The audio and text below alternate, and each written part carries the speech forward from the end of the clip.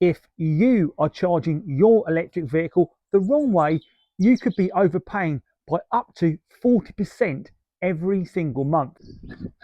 And the crazy part, most EV drivers do not even realize they are doing it. And in this video, I'm going to show you how you can slash your charging costs without driving less and without changing your car. So let's save you some money.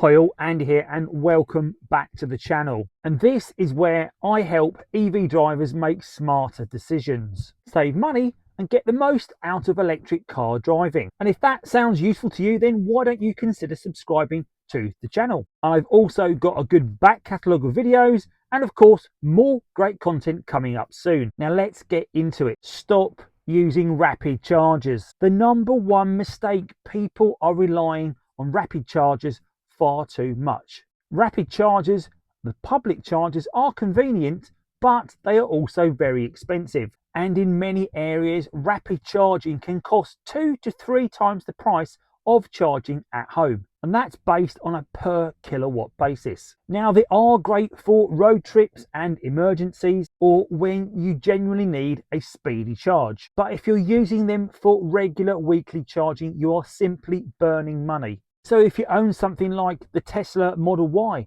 like me, or a Nissan Leaf, or a Hyundai Kona Electric, home charging is almost always dramatically cheaper.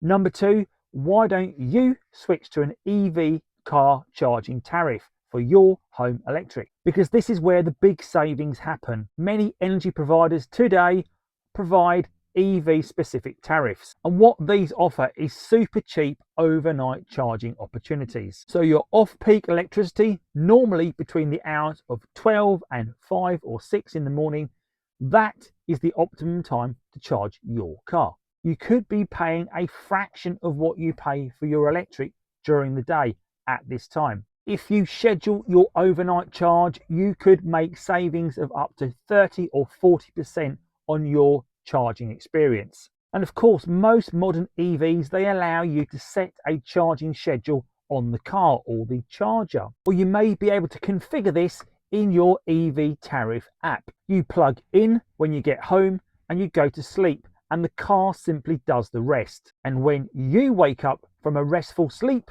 the car is fully charged and ready to go. You can therefore sleep soundly knowing you're saving money while you sleep.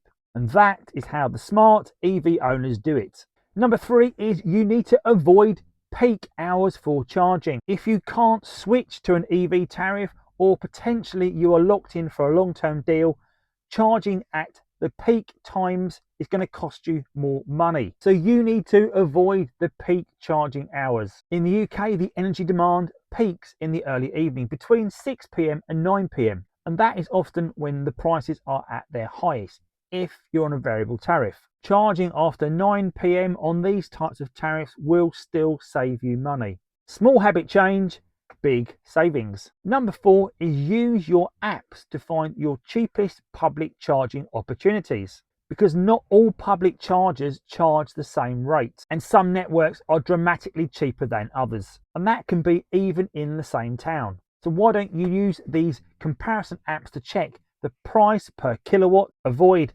overpriced rapid chargers, maybe find slower AC chargers that cost less. A little bit of planning before you plug in could save you more than you think. Number 5 is improving your charging efficiency. And this is something people often forget because your battery loses its charging efficiency in colder weather. So therefore, if possible, put your battery into a preconditioning mode before you start the charge. I know my Tesla will often allow me to do this when driving, and it will automatically precondition the battery and heat it up, so when I arrive at the charger, I'm getting the most efficient charge. And of course, the battery is at its warmest immediately after you've driven, so potentially charge it immediately on stopping your drive.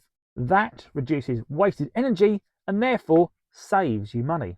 Let's do a quick cost breakdown. Let's say you do 8,000 miles per year. If you're charging on mostly rapid chargers, you might spend significantly more annually compared to charging overnight on a cheap EV tariff. And of course, that is money staying in your pocket. If you have found these tips useful, and you may think some are common sense, but not always, because not always are we EV experts. Not everyone knows these tips when they first become a driver. So I'm using this channel to get that information out to new drivers. And if you have found it helpful, then please hit the like button, because that really helps my channel grow. And if you are an EV owner that wants to spend less, charge smarter, understand real world ownership, then subscribe, because that is what the channel is all about. And why don't you let me know in the comments, where are you charging mostly? Are you taking the advantage of a home EV tariff, or are you forced to use those expensive roadside rapid chargers that we like to use to get us an instant hit? Leave me a comment, because I reply to them all. Thanks so much for watching, and I will see you in the next one.